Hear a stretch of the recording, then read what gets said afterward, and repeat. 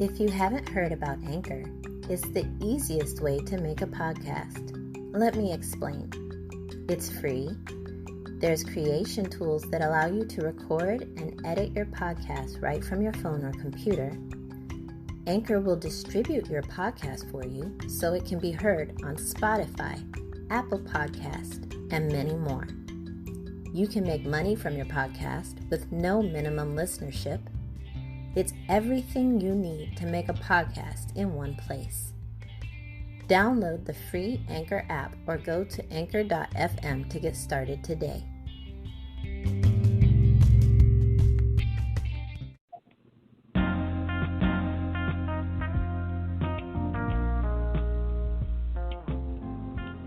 Amongst the crowd, where do you stand?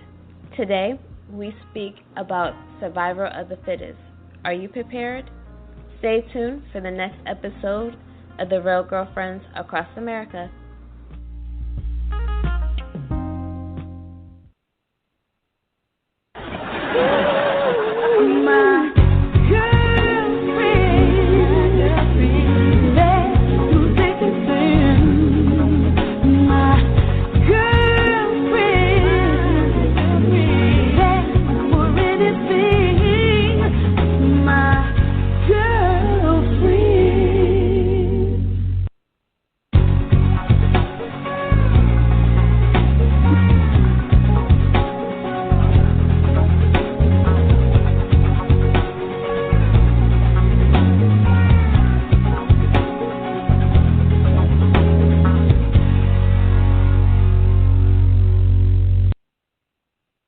Hello, everyone, and happy Thursday. Welcome to the Real Girlfriends Across America podcast. I'm your host tonight, Annie. Real Girlfriends Across America is a company that has a foundation and mission to build lifelong friendships with women across the globe. We broadcast Sunday through Thursday, 6 p.m. Pacific and 9 p.m. Eastern. We want to hear from you because we are always looking for fresh topics to discuss. Tonight, we have Corinne, Kay, Amanda, and a slew of other girlfriends listening at home. And we're going to be discussing survival of the fittest and being prepared, but more in an emotional and a physical way. You'll see what I mean. Just stay tuned. So, survival of the fittest. I want to tell a little story. I've mentioned before how I've broken my back. And when I broke my back, I was living off of grid in a little town called Ward in Colorado, up in the mountains between Boulder and Lyons, Colorado. It was about 25 minutes to a real town or a big town, to Boulder or Lyons. And this happened in November. And my car wasn't good enough to get up the mountain the night before, so we had hiked 3/4 of a mile up to our place. We lived in a cabin, solar power, compost toilets. It all sounded really fun in the beginning, and it was great the first couple months when it wasn't snowing. But the solar power wasn't really hooked up correctly. The compost toilet thing was not fun when you were trying to trek through 6 feet of snow. And then I fell from the second floor, and I broke my back, and thank God that my survival instincts kicked in because I had to hike 3/4 of a mile down that mountain to my car to get to the hospital. And so I've had the experience where adrenaline and I must have been in shock just took over, and because once I got to the hospital, I couldn't even walk anymore. So tonight I want to talk about if you ladies had any experiences like this. We're going to talk about how to be prepared, and I want to start with the definition. Survival of the fittest is a phrase that originated from Darwinian evolutionary theory as a way of describing the mechanism of natural selection. The individuals who are the best fit for the environment at the time will survive. Basically, it means that if you're adaptable and you're open to change and you're able to change, you're more likely to be able to survive through the situation surrounding you. I think it's kind of important, especially with all this stuff going on right now with the coronavirus. It's obvious when they talk about in the news how many, the elderly or people with previous conditions, they're the ones that are very susceptible to this. And this kind of falls along with the evolutionary theory of Darwinism with survival of the fittest. And it's kind of a sad but true truth in the world. So, Corinne, how about you? Do you have any stories for us? Not quite like that story. I mean, there was a time where I did have to learn how to walk again only because I had back surgery. And that was just for scoliosis, but nothing where quite like a survivor of the fittest. Right. I mean, I'm sure you guys have heard those stories where they talk about, like, people have lifted cars off of other people and done, like, amazing things like that. Kay, how about you? I don't think Well, I've never lifted a car. I what have. Are you doing with your life? I know, right? Like, my life is so boring. Let's see. To my knowledge, I've never broken my back, although I did have a back injury from giving birth to my second child. But wow. My back wasn't broken. I could walk after that. I was on some serious pain pills for a couple months, but and I actually do experience pain to this day, but yeah, not broken, to my knowledge. Nice. I'll tell you what. I have experienced situations. Yeah, I have experienced situations where I've had to push myself beyond the energy that I had to survive. Situations where I had to just shove my pain and emotions way down deep where I couldn't even feel them just to keep going because I had to. So I have had situations like that. Well, yeah. That's similar. It makes me think of similar of anybody who's had, trauma or, rape victims, women of assault and domestic violence. That's one of the things that, some of the strongest women I know have been through that kind of thing because you have to dig down and just make it through. Right. And the thing about that, though, is that strength, that so-called strength, doesn't really last because the moment you have a second to slow down and catch your breath, that crap catches up with you like a mountain, and it just slams into you. Like, yeah, it doesn't. It's not. No. It's not like a long-term Band-Aid. Like, that thing is a short-term fix. No, you're absolutely right. We're going to talk a little bit about that later, but, when you're trying to deal with things, especially emotionally, and especially with this coronavirus, I don't know about you guys, but I just kept getting hit at one after another. After being in the hospital, after getting a staph infection from when I was in the hospital when I broke my back that first time, I ended up coming out homeless. I've told you guys my little story. My stepmother passed away of lung cancer in September, about 3 days after I got out of the hospital. Then my grandfather passed away Christmas Eve, and then I had to move because the coronavirus shut everything down. It was like one thing after another, and when I came and got to Arizona and finally got settled in somewhere to where I knew that at least I was safe and I had a roof over my head, everything came over me because I hadn't dealt with any of it. It just, was pushing it back behind and trying to persevere and just survive. Right. And I think survival sort of pushes you into that point where you keep going because you have no other choice, right? Like you literally just don't have a choice but to survive or die. So you keep going. Right. Yep, exactly. So Amanda, what about you, hon? So I've never had anything super physical happen. But the thing that my mind kept going back to is more of an emotional survival. So I, in my past, was really sick with my mental health issues, and I called social services on myself to get my daughter out of my custody. And I don't know if anybody's ever dealt with social services and a child protective services case, but it is awful. It is definitely the hardest thing I've ever been through, and I cried every day for a year and a half because it was so awful.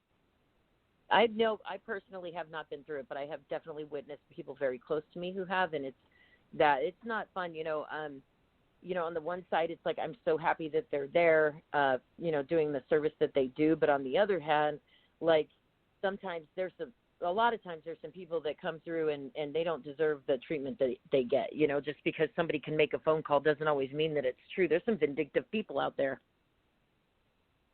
I was told to take a parenting class, and it was on my own dime, and I took 2, and I got yelled at for being an overachiever. Don't work too hard, Amanda. Come on now. All right, so what they say is that if your environment changes, the traits that are the most fit will change. So, for instance, darker skin when you live in the sun all the time. I can't think of any other, any of you guys think of anything that examples of traits that will change according to your environment? Maybe accents. I wonder if an accent would be included in that, but you get the idea, right? Yeah, I was going to say, depending, I guess, where you're. What's that, Kay? I was saying even accents change. Like I was married to a Liberian. He was in Liberia is a country in West Africa, and him and many other of his friends who traveled here, their accents changed, and it was because of survival needs. Like if you try to get a job as a foreigner, if you sound like a foreigner, you're less likely to get a job. So they changed the way they spoke in order to survive. Oh yeah, that's crazy. So what they say is that the fitness part of this, the fittest, doesn't always mean the actual, the biggest or the strongest. This can also mean somebody with the fewest parasites, the fastest, the best able to avoid predators or attract a male. So it comes down to the environment, again, that you're in and the adaptability you have. So what they say is you hope for the best and prepare for the worst, meaning we need to be optimistic but ready for hard times as well. Be ready for adversity. Expect the best results, but make sure you prepare with options in case it isn't the worst result. For instance, if you have a test result coming back from the doctor, you want to have hope and be, hopeful and expect the best, but be aware that could not, it could turn out not the way that you really want it to, and be prepared to deal with that. Because when you push things under the rug, like Kay was saying earlier, that's when you're going to come up with an issue, because you're going to get smacked in the face with it no matter what you want. I mean, that's just unfortunately how life goes. So, this is Kay. I could give personal testimonial for that fact. I was in survival mode for, I would say, maybe the last 4 to 6 months. I've been in survival mode and just sort of pushing myself to keep going and pushing down every single feeling that would hinder me from surviving. And then I finally made it to a place where I feel somewhat safe. I feel somewhat okay. And that shit hit the fan. I won't lie to you. Like I started struggling with anxiety. I started struggling with depression. And that's what happens. Like you push all those feelings to the back burner because you cannot survive if you have them. Oh, yeah. And then as soon as you're in a safe place, that stuff catches up with you. It really does. No, I absolutely agree with you. And, so what they say the best thing to do is when you're in situations is prepare, right? So, for instance, if you're taking a chemistry class and you're having trouble understanding molarity and you studied so hard but you go in and you fail the test, the best thing you can do in this situation is talk to your professor, let him know ahead of time that you've been studying, you're having these issues, try to get help from him or her, and then maybe set up an agreement that if you do fail, you can get extra credit. Or, try to be positive in all of the results that you can produce for yourself. Anybody else have any examples they want to share?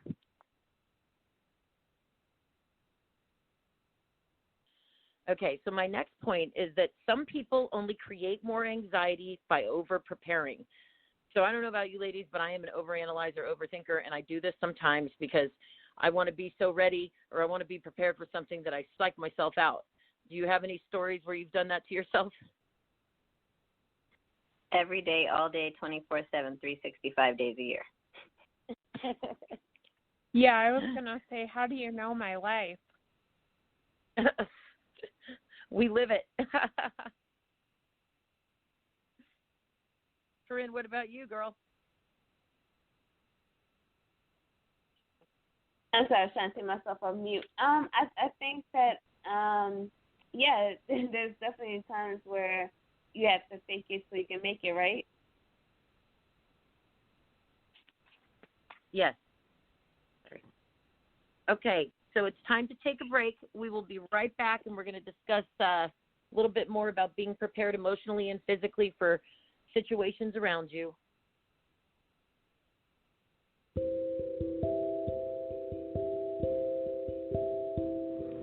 Hello, this is Corinne, and here's today's trending news break. Former Hollywood star Cameron Diaz has revealed her reasons for retiring from the movie business, saying she found peace when quitting acting. Diaz appeared on Gwyneth Paltrow's In Good Health, the Sessions series on Wednesday. She discussed her wine business and how her mentality changed as she got older and the impact her career had on her well-being and relationships. And that's it for today's news break.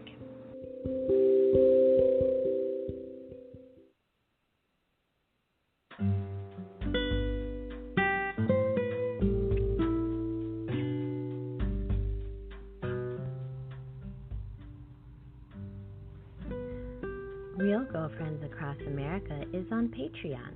Please follow us at patreon.com/Real Girlfriends Across America. We strive to bring good content, and we appreciate every show of support. Your donation could make a world of difference. Thank you for listening and all that you do.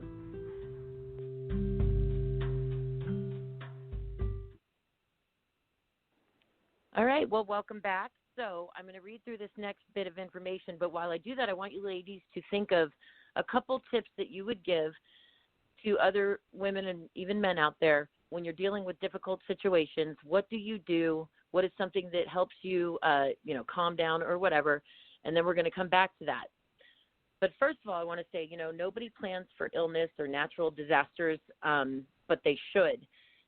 We say that, a hurricane comes in and wrecks your house, but really, in all reality, if you live in Florida, you know that that's a possibility.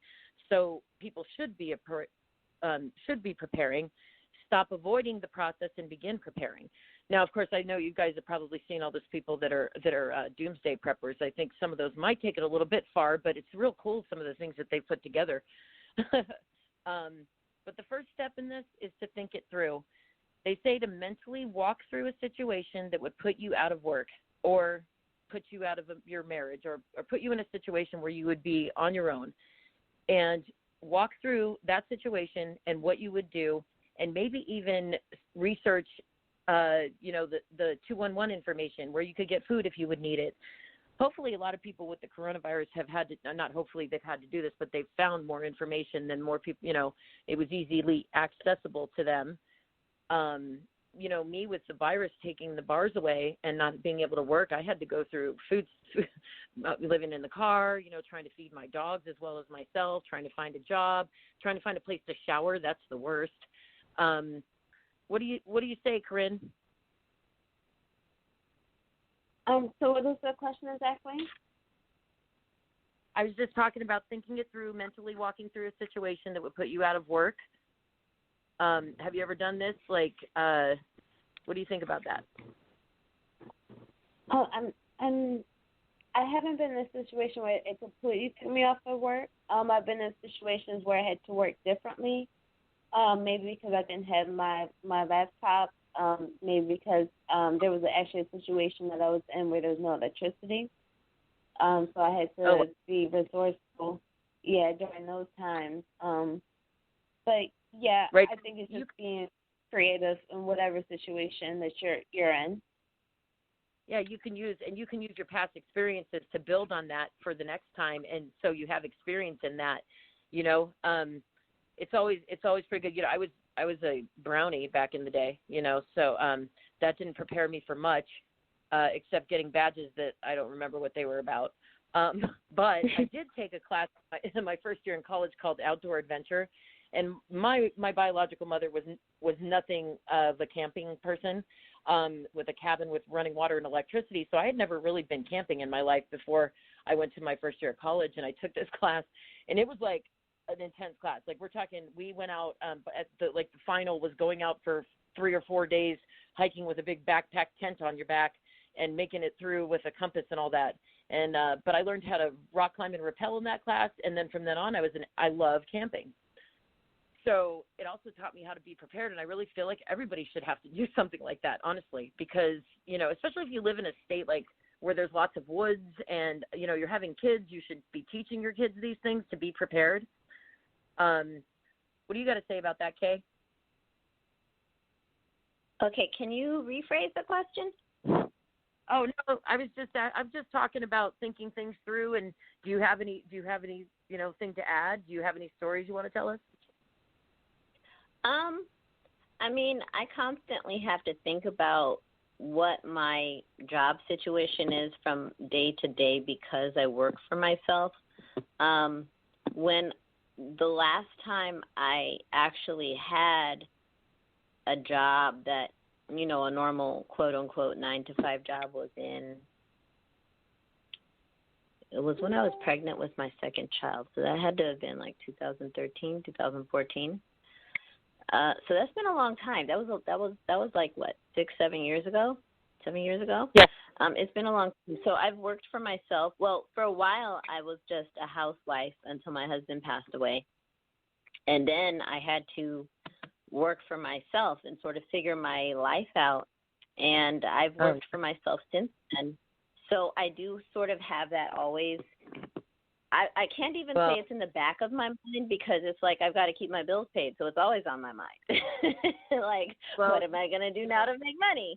So it's something I think about 24/7, whether it's something I'm constantly planning for. It's something that I budget my money on. I have money set aside, not just for emergencies, but I have money set aside for opportunities to make more money. For example, I researched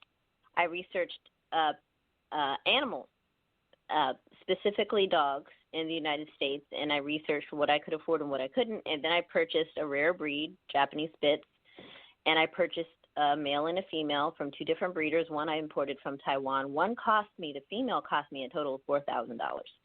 The boy cost me over $2,000. Yeah, so in total, I spent more than, I would say maybe about $6,500 total to buy these dogs.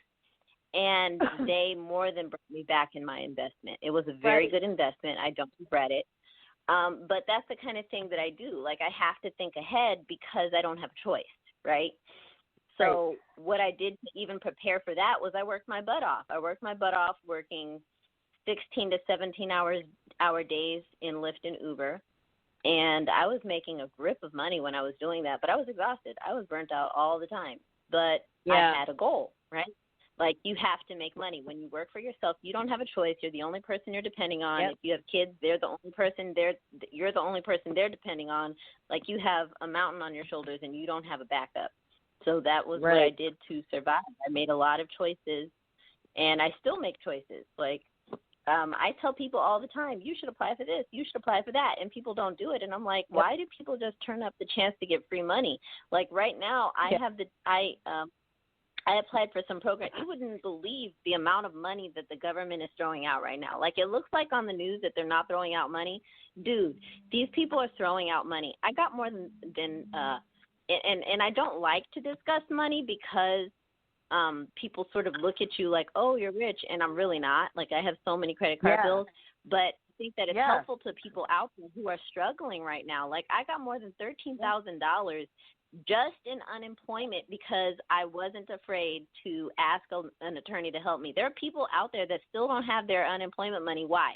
Because they didn't feel like they could go to an attorney. These attorneys will take back pay. They'll take the money out of what you earn if you earn, right? So while all these other people are still trying to get their unemployment, I got paid. I got my money. Right. That's like a lot of money that people are missing out of. On top of that, the Paycheck Protection Program. If you are a Lyft or Uber driver, or you do Shipt, or you do Instacart, or you do any sort of independent contractor job for yourself, you could be getting a Paycheck Protection Program loan. And it's not even a loan if you payroll it to yourself.